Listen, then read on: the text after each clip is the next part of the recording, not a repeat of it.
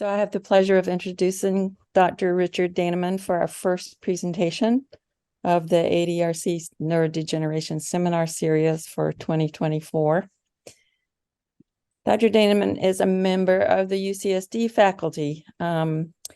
He is director of the Division of Neuropharmacology in the Department of Pharmacology.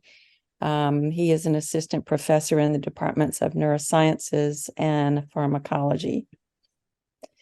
A goal of Dr. Daneman's laboratory is to understand how the blood-brain barrier is regulated in health and disease. They seek to understand mechanisms that drive the dysfunction with the overarching goal of developing methods to modulate the blood-brain barrier to treat a wide variety of diseases. One interesting aspect is the possibility of a common pathway for dysfunction involving the blood-brain barrier, despite totally different physiological and molecular triggers associated with disease. Dr. Daneman has multiple publications.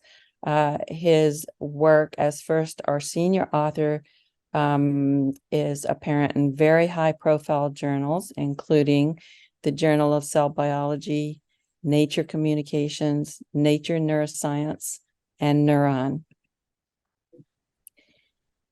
As a scientist, Dr. Daneman is particularly committed to his role as mentor to individuals at all levels of study, including undergraduates, research associates, PhD students, postdocs, and junior faculty.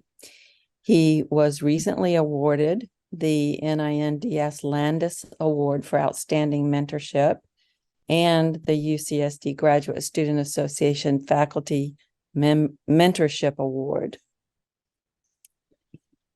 The title of Dr. Daneman's presentation today is The Role of the Blood-Brain Barrier in Health and Disease. Thank you very much for being here today. We really appreciate it and are looking forward to this fascinating work. No problem. Thank you very much for the great introduction, and thank you very much for inviting me to talk at this seminar series. And I'm really happy to start the new year off by talking about my lab's work, trying to understand how the blood-brain barrier is regulated in health and disease and how it may play a role in the pathogenesis of Alzheimer's disease, which I'll talk about. So first off, what is the blood-brain barrier and why are we interested in it? Well, basically, the blood-brain barrier is just a term used to describe the unique properties of blood vessels that vascularize the central nervous system, which means that blood vessels in our brain have different properties than blood vessels in other tissues. So as you all know, we have a complex cardiovascular system, which is essential to deliver blood containing oxygen and nutrients to every tissue and organ in the body. And every tissue and organ in the body is vascularized by a dense capillary network. So your liver, your heart, your kidney, your muscle are all vascularized by a dense capillary network.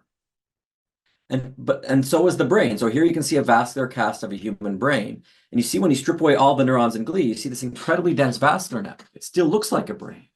And this vascular network is extremely important to provide oxygen and nutrients to every neuron and glial cell in the brain, and also to remove carbon dioxide and waste products.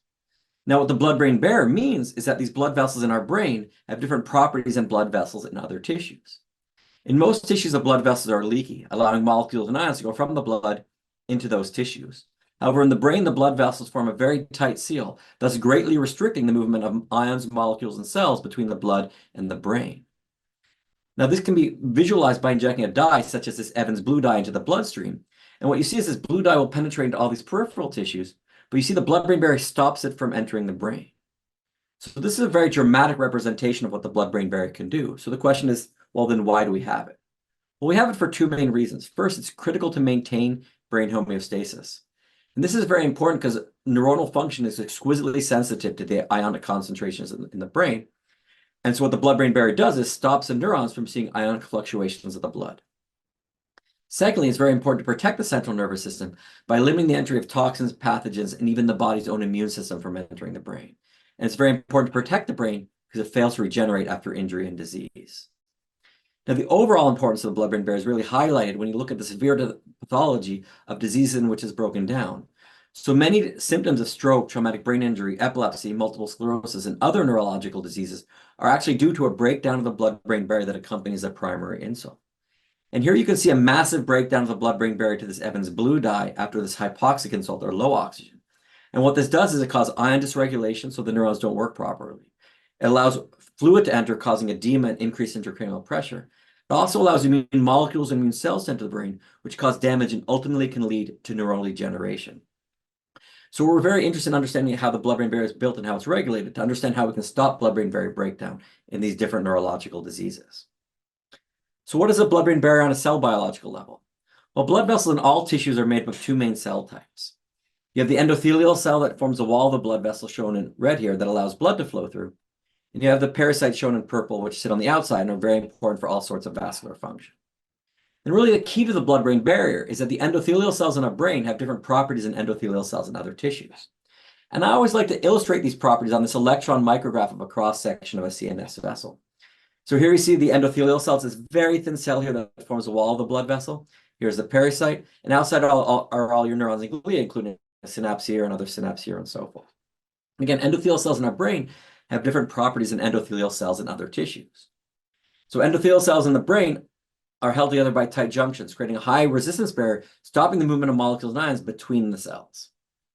Secondly, endothelial cells in the brain undergo very low rates of transcytosis, or vesicle-mediated trafficking, and this stops the movement of molecules through the cell. So together, these create a barrier to nonspecific molecules, for nonspecific hydrophilic molecules, but many hydrophobic molecules are able to passively diffuse across the cell membrane. So the next aspect is that endothelial cells in the brain express a variety of efflux transporters, most notably P-glycoprotein, and these sit on the luminal surface and pump out many small lipophilic molecules that would otherwise passively diffuse across the cell membrane. So together, these create a barrier to hydrophilic and hydrophobic molecules. But now we still need to deliver essential nutrients to the brain. So the next aspect of the blood-brain barrier is that brain endothelial cells express a variety of selective transporters that deliver very specific metabolites to the brain. And I denote that here with a glucose transporter, GLUT1, which is essential to deliver glucose to the brain, but it includes many other transporters for things like amino acids and different vitamins and minerals. And the idea is we have this barrier that stops non-specific molecules from getting in, and then we have these transporters that deliver very specific nutrients to the brain. The last aspect that I'll put up is that endothelial cells in the brain express very low levels of leukocyte adhesion molecules. And this is very important because these leukocyte adhesion molecules are very critical to bring an immune cell from the blood into a tissue. And the low levels of leukocyte adhesion molecules means that we have very low levels of immune surveillance across a healthy blood-brain barrier. So I like to put this up because it illustrates a couple key points.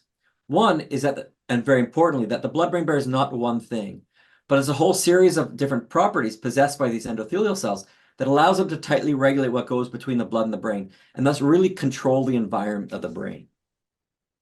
Second is that this is a healthy blood-brain barrier, and what we see in different neurological diseases is change or alteration in different properties, including an increase in transcytosis and loss of tight junctions, which leads to leakage. We see a change in transporter expression, and we see an increase in leukocyte adhesion molecules, which leads to an increase in neuroinflammation. So we'd really like to understand how these properties are induced and regulated in brain endothelial cells. And really interesting, studies done by Stewart and Wiley in the 1980s gave us some idea of how these properties are regulated. And what they did was two different types of transplantation studies. First, they took gut tissue and made new blood vessels in the gut with brain endothelial cells. And they found these new blood vessels were leaky. Whereas conversely, they took brain tissue and they made new blood vessels in the brain with gut endothelial cells. And they found that these new blood vessels formed a tight seal reminiscent of the blood-brain barrier. So what this tells us is that even though the properties of the blood-brain barrier in the endothelial cells, they're not intrinsic to the endothelial cells, but they're induced by the microenvironment. So something special about the brain microenvironment is telling the endothelial cells to have this barrier. And we're really interested in understanding how this works. And so it's very important not to think of the blood-brain barrier just as the endothelial cells, but their interaction in what we call the neurovascular unit. So here you see the endothelial cells. They interact with the pericytes, the basement membrane, astrocytes, and end feet, which ensheath them, as well as different neuronal and immune cell types. And so my lab asked three main questions. First is, how is the blood-brain barrier formed during development? So what are the cellular molecular signals that tell the endothelial cells to have this barrier? Two is, how does the blood-brain barrier interact with the neural circuitry to regulate brain function and behavior? And the three, what causes blood-brain barrier dysfunction during neurological disease? And what I thought I'd do today is talk about each of these. But first, for the first question, I'm just going to summarize work that we've done in one slide. And then for the second and third, I'm going to talk about ongoing projects in the lab trying to address these questions. So the first question that we've wanted to address over the years is, how is the blood-brain barrier formed during development? So what are the cellular molecular mechanisms that drive the formation of the blood-brain barrier. And so we've published a lot on this over the years. And what we've come up with is the model, a two-step model for blood-brain barrier formation, which I call blood-brain barrier genesis, followed by modulation of the blood-brain barrier. And what we find is that blood-brain barrier properties are induced during embryonic development as the blood vessels enter the brain. And what we found is that the same molecule that drives blood vessels into the brain also induces the properties of the blood-brain barrier. And so we found that neural stem cells secrete Wnt signals, and these Wnt signals tell the blood vessels to enter the central nervous system. And they also induce blood-brain barrier properties such as tight junctions and transporters. Now, as these new blood vessels enter the brain and they have these blood-brain barrier properties, they are also in this heightened immune state during embryogenesis.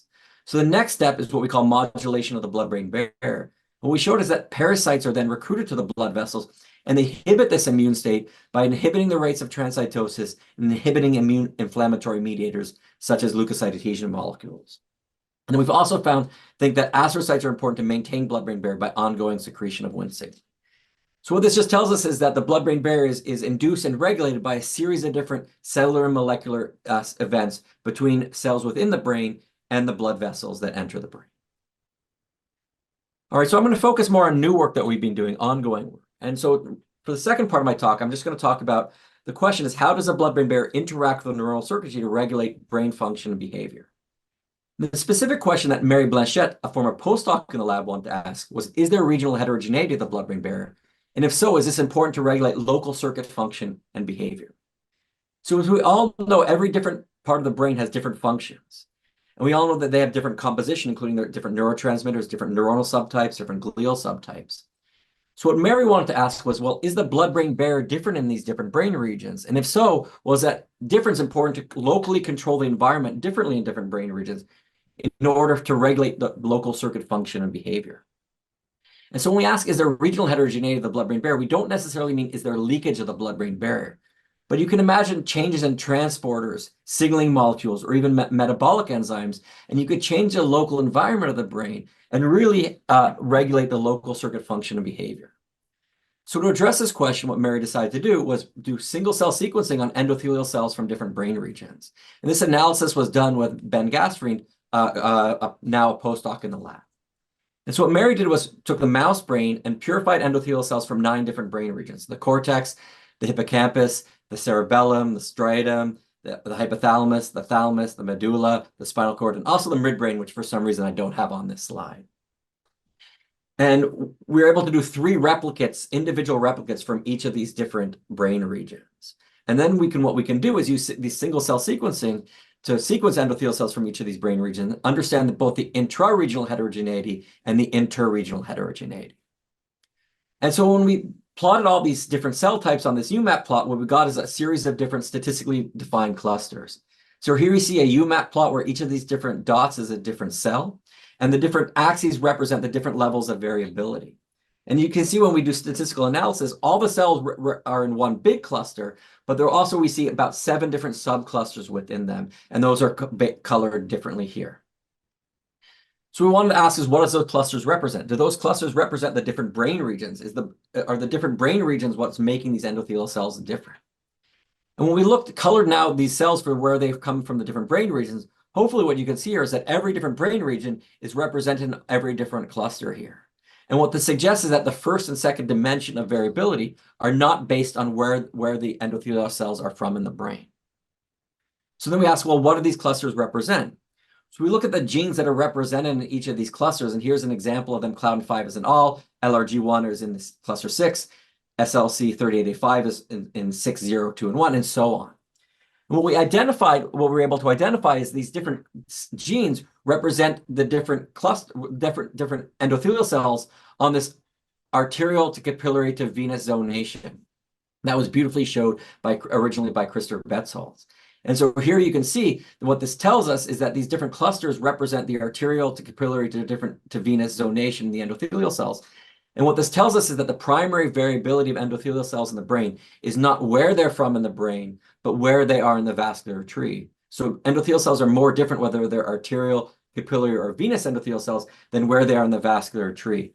So this is not surprising, as arterial and capillary and venous endothelial cells may have different functions. For instance, arterial are very important to deliver for regulating blood flow, capillary for exchange, and venous for regulating immune cell interactions.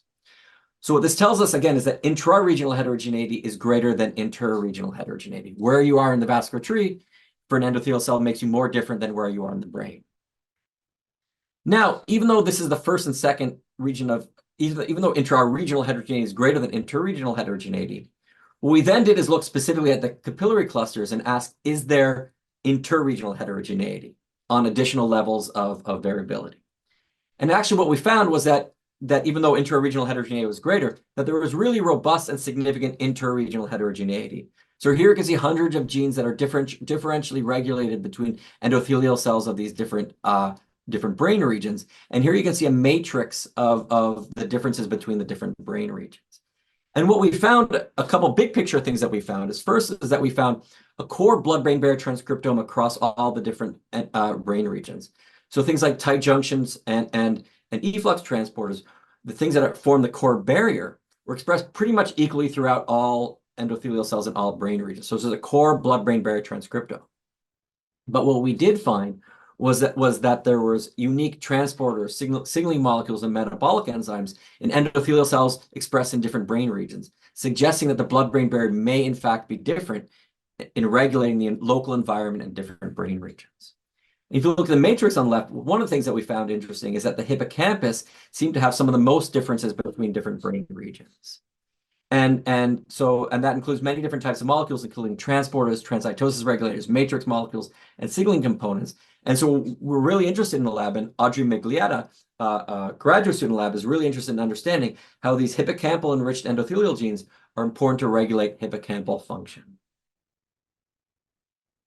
So Mary wanted to then take this one step further and ask, well, we found that there is significant inter-regional heterogeneity of the blood-brain barrier. What she wanted to then ask is, do regional specializations of the blood-brain barrier regulate local circuit function and behavior? And so to do this, she concentrated on a gene called STRA6, or stimulated by retinoic acid 6.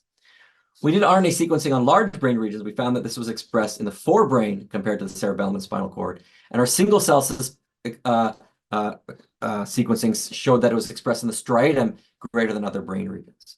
And the reason why Mary got very interested in this was when she did staining on STRA6 on whole brain sections, she found it was exquisitely enriched in the nucleus accumbens medial shell. So here you can see STRA6 is in red, DAPI is in blue, and here you can see beautiful vascular staining in the nucleus accumbens medial shell, but not elsewhere in the brain. And this is very interesting to us because the nucleus accumbens medial shell is very important for different things like the liking of pleasurable stimuli and reward, and dysfunction of it is seen in depression and addiction. In addition to the nucleus accumbens medial shell, Mary also found that it was expressed in the ventrococcular nucleus, which is important for balance and hearing. And so this led us to think that perhaps STRA6 at the nucleus accumbens and ventrococcular nucleus was important to regulate the local environment of these brain regions and thus the function of the brain regions. So what is STRA6? Well, STRA6 is a retinoid transport regulator. So retinoids are vitamin A derivatives that are stored in the liver in lipid droplets. And then when they're secreted into the blood, they're bound to the retinol binding protein because they're lipophilic, so they can't be dissolved in the blood. So they're bound to this retinol binding protein to allow them to be dissolved in the blood. Now, this complex cannot cross barriers such as the blood-brain barrier. So what STRA6 does is it binds to this complex, dissociates it, and regulates the transport of the retinoids across these barriers. So what Mary hypothesized was that STRA6 is enriched in the nucleus accumbens and the ventrococcular nucleus to concentrate retinoids in these brain regions. So Mary wanted to address that. So what she did was ask, is STRA6 required for the function of the nucleus accumbens shell and the ventrococcular nucleus? So she developed conditional knockouts for mice. So here are STRA6 flox mice. We mated them with an endothelial tamoxifen-sensitive Cree. And so in this mice, when we inject tamoxifen, we can knock out STRA6 just from the endothelial cells and not from other cells. So here you can see an example of the experiment that she did. She raised the mice, injected tamoxifen at P21, and then examined the mice at 3 months for retinoid levels as well as behavior, asking the question, is STRA6 important to concentrate retinoids in the nucleus accumbens and ventral cochlear nucleus? And does it regulate behaviors associated with these brain regions? So the first question she asked is, does STRA6 regulate retinols transport into these brain regions? And indeed they do. So here you can see an example where we've taken the control and the knockout, and we've measured retinol levels in the blood, the hippocampus, and dorsal striatum, regions of the brain where we do not see STRA6, as well as the nucleus accumbens and cochlear nucleus, where we do see STRA6 in the endothelial cells. And you can see that when mice are fed a vitamin A sufficient diet, we do not see any changes in retinols in the blood, the hippocampus, or dorsal striatum, but we see a significant decrease in the retinols in the nucleus accumbens and ventrocochlear nucleus, demonstrating that STRA6 is indeed important to regulate the movement of retinoids into these brain regions. Now, very interestingly, when we put the mice on a vitamin A excess diet, we basically swamp the system with vitamin A and retinoids. What we can see is we can rescue this phenotype. And what this suggests to us is that there's another mechanism outside of STRA6 which enables retinoids to get into these brain regions, but you need a huge amount of retinoids to use these systems.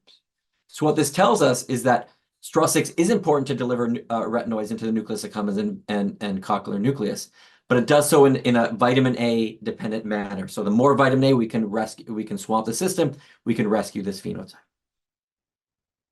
So the next question Mary wanted to ask is STRA6 required for the function of the nucleus accumbens? So what we decided to do was take the knockout mice and run them through a series of behaviors.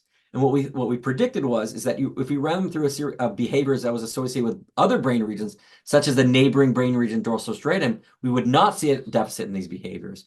Whereas behaviors associated with the nucleus accumbens shell, we would see a deficit in the behaviors when we knock out STRA6 from the blood vessels.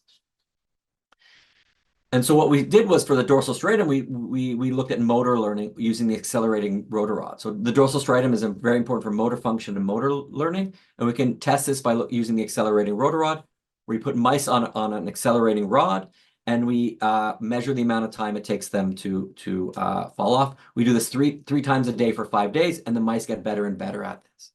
And what you can see is that mice either fed a vitamin A sufficient diet or vitamin A excess diet, we see no deficit in the STRA6 knockout mice. They have the same motor function and the same motor learning as the controls. And what this suggests to us is that STRA6 in the endothelial cells is not required for motor learning, which is behavior regulated by the dorsal striatum. And again, this is not surprising, as we don't see STRA6 expressed in the blood vessels of the dorsal striatum. Next, we wanted to look at behavior regulated by the nucleus accumbens shell. And we know that when you lesion the nucleus accumbens shell, you see deficits in spatial memory as measured by the novel location recognition task. So in this task, where you put a mice in a chamber 3 times in this training chamber, in this training chamber, you have 2 of the same objects, and you put them in there 3 times for 5 minutes. And then you move one of the objects and then you put them back in as a test, and you measure how long they spend with the stationary object versus a displaced object. And if mice have adequate spatial memory, they'll spend about 70% of their time with the displaced object and about 30% of the time with the stationary object, because they're interested in novel things. And so what we wanted to ask is, if we knock out STRA6 from the endothelial cells, do they have deficits in this test like they would if you lesion the nucleus accumbens? And indeed they do. When you see mice are fed a vitamin A sufficient diet, you can see that the controls here have a discrimination index of about 70%. Again, they go about 70% to the displaced object and 30% to the stationary object. However, the conditional knockout mice have a discrimination index of about 50, which means they do not discriminate between the displaced object and the stationary object. And so what this suggests to us is that STRA6 in the endothelial cells is important for this task that we know is regulated by the nucleus accumbens shell. Now, interestingly, when we feed the mice a vitamin A excess diet, we can basically rescue this phenotype. And what this suggests is that STRA6 is regulating this behavior in a vitamin A dependent manner. And if you remember, when we feed the mice this vitamin A excess diet, we can rescue the amount of retinoids in the nucleus accumbens.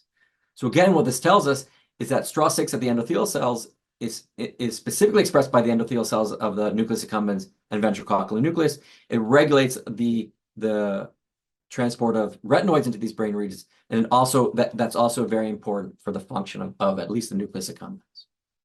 And so what we think is happening again is that STRA6 is a critical regulator of the nucleus accumbens and potentially the ventrococcygeal nucleus, and it does so by delivering retinoids to these brain regions. And we think that retinoids regulate the synaptic plasticity of these brain regions because Liu Chen at Stanford has shown that retinoids are very important for synaptic plasticity. So in conclusion to this part of the talk, what we showed is that there is indeed significant regional heterogeneity of the blood-brain barrier, and that using STRA6, we were able to show that regional specializations of the blood-brain barrier are able to regulate local circuit function, in this case, by regulating the levels of retinoids in the brain regions. And what we also found, but I didn't show you today, is that regional specializations of the blood-brain barrier are regulated both by local signals coming from the brain and also dietary signals, because we were able to show that dietary vitamin A can actually sculpt the expression of STRA6 in the blood-brain barrier. And in future thoughts for this project, what we're really interested in understanding is do regional specializations of the blood-brain barrier lead to regional specific disease susceptibility? We know that different regions of the brain are susceptible to different diseases. What we want to know is, are the differences in the blood-brain barrier in these different brain regions, do they play a role in the different susceptibility of different brain regions to different diseases? We also want to know is, can we utilize regional specializations of the blood-brain barrier to guide highly localized drug delivery to the blood-brain barrier? All right, for the last part of my talk, what I'm going to talk about is trying to ask the questions, what causes blood-brain barrier dysfunction during neurological disease, and how does this impact the progression of these diseases? And in particular, I'm going to talk about work done by Sean Harvey, a graduate student in the lab, who's asking is, how does blood-brain barrier dysregulation contribute to Alzheimer's disease? And this is ongoing work in the lab that we're incredibly excited about. So here's just a very quick schematic of the pathology of AD. And I think I don't need to talk a lot about the background of Alzheimer's disease for this crowd.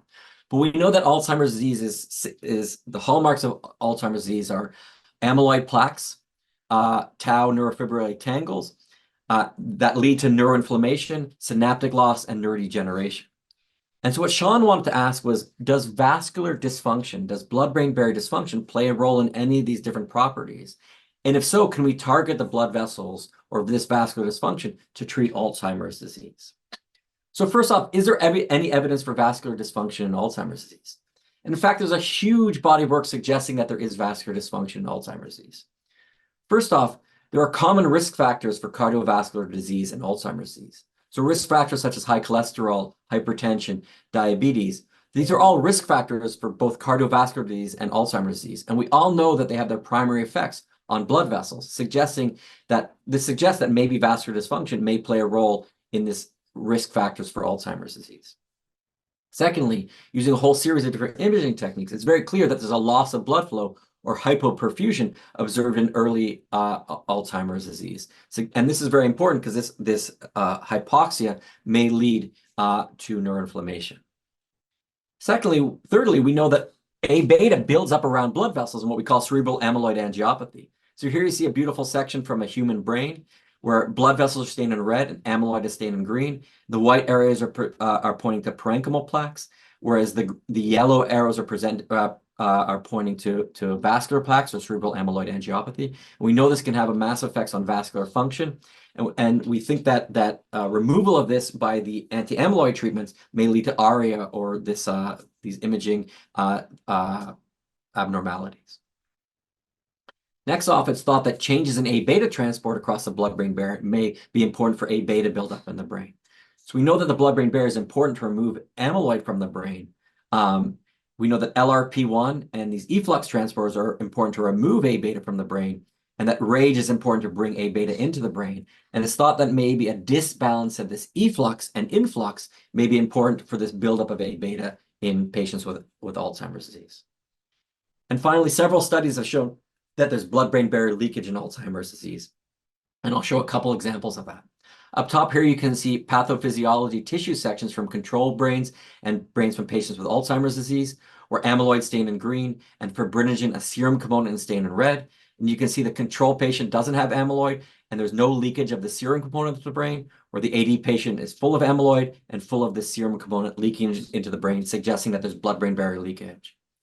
And here you can see early in the disease, you can see MRI done comparing mild cognitive impairment, other patients, and you can see that there's an increase in blood-brain barrier leakage in the hippocampus of patients with mild cognitive impairment. But what I just want to highlight here is each of these different points suggests that there may be vascular dysfunction in Alzheimer's disease, but we really don't know what that vascular dysfunction is and how it contributes to the progression of Alzheimer's disease. And so what we really want to understand was, how does the blood-brain barrier change? How do the blood vessels change in patients with AD? Not just necessarily opening or closing of the blood-brain barrier, but again, you can imagine changing transport, signaling, or metabolism, and you can really change the local environment and affect the pathogenesis of disease. And today what I'm going to show you is that we've identified that there's altered vascular lipid metabolism in patients with Alzheimer's disease. And we think that this is very important to affect the neuroinflammatory state of the brain. So what Sean wanted to do is ask, well, what are the molecular changes to the blood-brain barrier in patients with Alzheimer's disease? So what we wanted to take was brains from control patients and AD patients, isolate the microvessels, and here you can see a beautiful picture where we can isolate the microvessels, and then do transcriptomics, proteomics, and lipidomics on these to understand how the blood vessels change in patients with Alzheimer's disease. And so there's a lot already being published about transcriptomics, so I'm going to focus today on the proteomics and lipidomics. And the proteomics was done with David Gonzalez, along with Kaya, Mary, and Mario from my lab. And what they got to start was 10 control patients and 10 AD patients. They did LC-MS, MS, mass spectrometry, and were able to identify greater than 7,500 total proteins in the blood vessels from the control and AD patients. And they were able to find 310 significantly upregulated and 321 significantly downregulated proteins in patients with Alzheimer's disease. And what this tells us is that, yes, indeed, the protein composition or the gene expression in the blood vessels is significantly changed in patients with Alzheimer's disease compared to control patients. And here's a nice volcano plot showing several of the genes that we're interested in. And I've also shown a graph here of several of the genes that we think may be important, including modifiers of Wnt signaling, which I told you in the beginning was very important for the induction and maintenance of blood-brain barrier formation, leukocyte adhesion molecules, angiogenesis regulators, which may be why we're unable to form new blood vessels and have hypoperfusion in patients with Alzheimer's disease, transcytosis regulators. And I'm just going to highlight the gene on the left here, which is SOX18, which is a transcription factor, because in another project that I won't talk about today, Sean thinks that this may be a master regulator of these blood-brain barrier properties, and downregulation of SOX18 may lead to downregulation of some of these blood-brain barrier properties. Sean also looked at what bioinformatic processes are downregulated in the blood vessels of patients with Alzheimer's disease. We saw that protein translation is downregulated. Things like angiogenesis is downregulated, so we're unable to make new blood vessels. Establishment of the blood-brain barrier is downregulated. So these are things that are very interesting to us, and we're going to understand how these contribute to the hypoperfusion and blood-brain barrier dysfunction. Well, what I want to highlight is we found a whole series of different processes that are all involved in the generation and breakdown of lipids by the blood vessels. And so what this suggests to us is that the blood vessels in the brain in patients of Alzheimer's disease have altered lipid metabolism. And this is very interesting because lipids can have all sorts of things, including structure, signaling, and all sorts of other properties. So this proteomics suggests is that there's a downregulation of lipid metabolism in the blood vessels. So the next thing we want to do was use lipidomics with Alan Sagatalian to then work out what are the lipids that are changed. Are lipids indeed changing in the blood vessels, and what are these lipids? So what we did with Alan was we now took 24 control and 24 AD patients, and now we also had some of them were ApoE33 and some of them were ApoE34 in each of these. So we're able to look both how AD affects the lipidome and how ApoE3 or ApoE4 regulates the lipidome. We're able to isolate both microvessels, and we took whole brain samples. We're able to extract the lipids and then use LC-MS mass spec to perform lipidomics. And we're able to find greater than 600 lipids, both in the vessel fraction and in the whole brain fraction. And these were largely overlapping, except we found 30 lipids that were very specific to the vessel fraction. So then Sean wants to ask, well, what are the lipidomic changes to the vessels in patients with Alzheimer's disease? And here you can see a PCA plot looking at the AD patients compared to control using the two highest levels of variance. And hopefully what you can see is the AD patients are in blue, the control in gray, And you can see their ApoE3 genotype is shown by the circle and the triangle. Hopefully what you can see is on this PCA plot, we can basically segregate the AD samples from the control samples. And whereas when we look at the whole brain lipidome, we see less of this segregation. And what we found is that we found 25 lipids were significantly upregulated and 25 lipids were significantly downregulated in the vascular fractions. However, we found no lipid changes in the whole brain sample. And this is very interesting to us because it confirms what we found in our proteomics, and that we found that there is indeed significant altered vascular lipid metabolism in patients with Alzheimer's disease. And so interestingly, when we look at these changes, what we found is that many of the lipids that were downregulated in the patients are ceramides, where many of the lipids that were upregulated in the vasculature of AD patients were LPEs. Now, this is a very strict statistical analysis. What we wanted to ask is, can we use this data to identify even more nuanced changes to the vascular lipids? So what we're able to do is use machine learning to do sample clustering and model construction. And basically, very simply, is what this was able to do is take all the lipids and see which one of them move together in these different samples.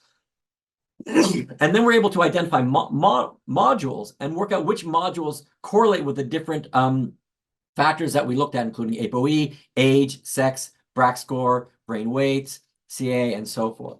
And quite interestingly, and very surprisingly, we found that none of the modules really were correlated with ApoE or sex or some of the other factors. But they did some of them did correlate with age, and very importantly, some of them did correlate with AD. When we look at that, we found many different lipids that were in the red and brown modules that were downregulated in patients with AD, and many of these were ceramides again, and many different lipids that were upregulated in the vasculature of patients with AD in this green module, and many of these were LPEs. And so taken together, what we've seen from both our proteomics and lipidomics is that we think that what's happening in patients with Alzheimer's disease is that there's a downregulation of lipid synthesis, and this leads to a downregulation of ceramides and other lipids within the vasculature. So the next question we want to ask is there ceramide biosynthesis pathway altered in patients with AD, and how might this affect the brain? So here you can see the ceramide synthesis pathway. So you can see this is a multi-step pathway. So on the right here, you can see you start with a palmityl-CoA and a serine, and the enzyme SPTCL1 makes this into the ceramide precursor 3-keto-sphingosine. Sorry. You also need fatty acid elongation, which is done by these ELAVL enzymes, and they take fatty acids and they elongate them. And then you have SIR-S5, which then takes the elongated fatty acids with the precursor and then makes ceramides. And interestingly, we not only saw the down regulation of ceramides in the brains from in the vasculature from AD patients, but we saw the down regulation of all three of these enzymes in our proteomics. So down regulation of ELAVL7, SPTCL1, and SIR5.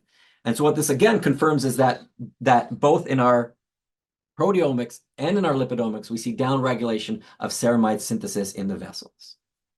So we then want to ask, how does this affect the blood-brain barrier, and how does this affect the brain and neuroinflammation? And so we're looking at each of these different enzymes, but today I'm going to concentrate on ELAVL and specifically this ELAVL7.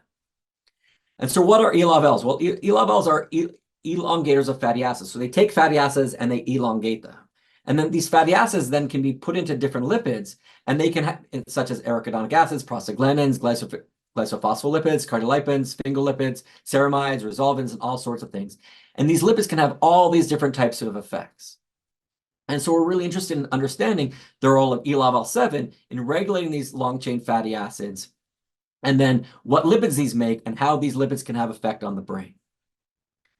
And specifically, we're interested in ELAVL7 for several reasons. First, as I just showed you, it is downregulated in our blood vessels in patients with Alzheimer's disease.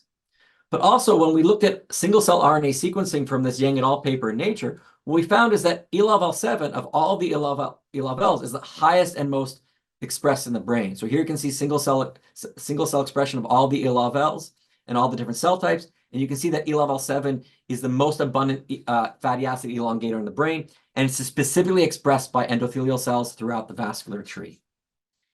So we're interested in it because it's the most abundant fatty acid elongator in the brain, It's specific to endothelial cells, and it's downregulated in patients with Alzheimer's disease. Now, we also looked at in mice, and what we found was very interesting. When we did RNA sequencing on endothelial cells from different tissues, what we found is that E-Lov-L7 is expressed in brain endothelial cells, but not endothelial cells from the heart, kidney, lung, liver, and whole brain. So what this tells us is that E-Lov-L7 is specifically expressed in the blood-brain barrier and not other blood vessels. And we looked at single-cell sequencing. We found that it was specifically enriched. It was expressed in all the different segments of the vascular tree, but specifically highest expressed in the venous part of the vascular tree. And this is very interesting to us because the venous part of the vascular tree is very important to regulate inflammatory processes in the tissue. So we found that it's expressed specifically in brain endothelial cells, and highest in the venous endothelial cells, and it's downregulated in patients with Alzheimer's disease. Now, interestingly, when we looked at different models of neurological diseases, what we found is it not only downregulated in patients with Alzheimer's disease, but in every different mouse model of inflammatory mouse model where we see neuroinflammation and blood-brain barrier breakdown. So this was a paper we did a number of years ago where we took the epilepsy model, a model of multiple sclerosis, a model of stroke, and a model of TBI. And we know that there's massive blood-brain barrier dysfunction in each of these shown by this leakage of this green tracer. What we did was we purified endothelial cells at different time points from each of these diseases and did RNA sequencing on that. If you look at E-Lov-L7 here, you can see that in each of these diseases, there's downregulation of E-Lov-L7 when there's this neuroinflammation. And in most cases, what you see is an increase in E-Lov-L7 back to normal levels when there's a resolution of this inflammation. So what this suggests to us is that, again, that E-Lov-L7 is expressed in the blood vessels in the brain and not other tissues, and that it goes away when there's neuroinflammation, and it comes back during the resolution of neuroinflammation. So what this led Sean to hypothesize was perhaps E-Lov-L7 produces anti-inflammatory lipids that are important to keep the brain in a non-inflammatory state. And what happens in these different diseases, such as Alzheimer's disease, is you see downregulation of E-Lov-L7 and a loss of these anti-inflammatory lipids. So to ask this question, what Sean did was generate an E-Lov-L7 conditional knockout mice. So here you can see a model for the structure of E-Lov-L7, including the catalytic domain. And here's a model for how it produces and how it elongates these long-chain fatty acids. And so what Sean did was take this gene and he put using CRISPR, he put LOXP sites around the exon 6, and we're able to create FLOX E-Lov-L7 knockout mice. He was able to then mate these mice to an endothelial cell tamoxifen-sensitive CRE-RT. And so then upon tamoxifen induction, we're able to knock E-Lov-L7 out from the endothelial cells and not from other cell types. We can then look at blood-brain barrier lipids using untargeted lipidomics, blood-brain barrier structure using electron microscopy, and blood-brain barrier function using leakage and looking at neuroinflammation. And this is all ongoing work. What I'm going to show you is some really interesting work that Sean is showing you, that indeed E-Lov-L7 in the blood vessels is important to regulate neuroinflammation. And this was work he did with Brooke Tran, another graduate student in the lab. So he took the E-Lov-L7 conditional knockout mice along with controls, raised them to adults, injected tamoxifen, again, to knock out E-Lov-L7 just from the endothelial cells in the test mice. Waited 6 weeks, so we got good knockout. He then injected LPS to induce, or lipopolysaccharide to induce neuroinflammation, or saline as the control, and then waited 1 week. And in general, after 1 week, what you see is this: you see a resolution of this inflammatory state.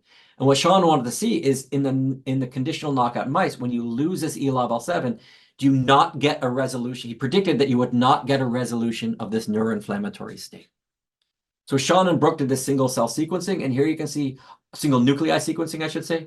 And here you can see all the different cell types that we got, including neurons, astrocytes, microglia, and the different vascular cells. And here you can see the different populations of each of the different ones. And so what they wanted to ask is, well, do you see an alteration in the neuroinflammatory processes in these conditional mice? And indeed they did. So we focused first on looking at astrocytes and microglia, as these are the two main cell types that are neuroinflammatory in the brain. And so here you can see a look at the astrocytes, and here you can see all the different subclusters of astrocytes. And now if we just looked at the control, when I mean salines, and compared the E-Lov-L7 conditional knockout mice and controls, and genotype controls, we saw very few gene changes in the astrocytes in the E-level 7 knockout mice compared to controls in the saline condition. However, when we injected LPS and we created this neuroinflammatory state, we saw a huge amount of differences in the gene expression between the astrocytes in the E-level 7 conditional knockout mice and control, with a huge number of genes upregulated in these astrocytes and a huge number of these genes downregulated in the astrocytes. So the question is, well, what are the gene changes in the astrocytes in the knockout mice when we give them this LPS treatment? And here you can see some of them. So here you can see we did 2 replicates, individual replicates of each. So here you can see on the left are the downregulated, on the right are the upregulated. Here are the saline with genotype controls. Here are the saline with the conditional knockouts. Here are the LPS controls and the LPS knockouts. And what you can see here is, again, at this 1 week time point, we expect the inflammation to resolve. But what we see in the conditional knockouts that have LPS, we see much higher levels of all these genes that are known to be involved in astrogliosis, neuroinflammation, and reactive oxygen species. And what this suggests is that in the conditional knockout mice, when we remove E-level 7 from the endothelial cells, we're unable to resolve the neuroinflammation in the brain. And interestingly, the downregulated genes are all genes that are involved in regulating synaptic transmission in neurons. And so what this tells us is that when we knock out E-level 7 from the endothelial cells and we induce inflammation, the astrocytes stay in this inflammatory state longer and are unable to do normal things like regulate neuronal synaptic transmission. And what did we see in the microglia? Well, we saw something very, very similar in the microglia. We saw very low numbers of changes when comparing the control and knockout when we inject saline, but a large number of changes when we inject LPS. And we look at those changes, we see again in the LPS knockout, we see an increase in all these genes involved in microgliosis and inflammatory process, and low levels of these genes involved in normal process involved in regulating synaptic function. And so again, what this tells us is that in the control, we see a resolution of this neuroinflammation, whereas when we knock out E-level 7 from the endothelial cells, we do not see a resolution of this neuroinflammation. And so just to summarize what we think is happening, we think in a control in a healthy brain, what you have is E-level 7 is generating a bunch of lipids, such as ceramides and long-chain fatty acids. And these lipids then act on the brain to dampen or lower the amount of neuroinflammation. And when we have different stimuli, such as Alzheimer's disease, which could be amyloid or tau, what we see is a downregulation of this E-level 7. And this chronic downregulation of E-level 7 and this lack of this lipid signaling, we think allows for these immune cells, these microglia and these astrocytes to remain in this gliotic or inflammatory state chronically. And we think that this may play a role in the long-term inflammation that leads to the synaptic loss and leads to neurodegeneration in Alzheimer's disease. And so what we're currently trying to do is work out which lipids are important for this, and then trying to determine whether we can then use these lipids to limit neuroinflammation and limit the progression of Alzheimer's disease. All right, so with that, I would really like to just thank everyone in my lab. These are current members as well as past members, as well as our collaborators, as well as our funding agencies. And I'm highlighting the work done by Mary Blanchette, who worked on the heterogeneity project, along with a lot of help from Ben, Kaya, Katie, and Nadine, and Casey, along with the AD project, which is spearheaded by Sean, but also had a lot of help by Brooke, Mario, and Mary. And with that, I'm happy to answer any of your questions. So thank you very much.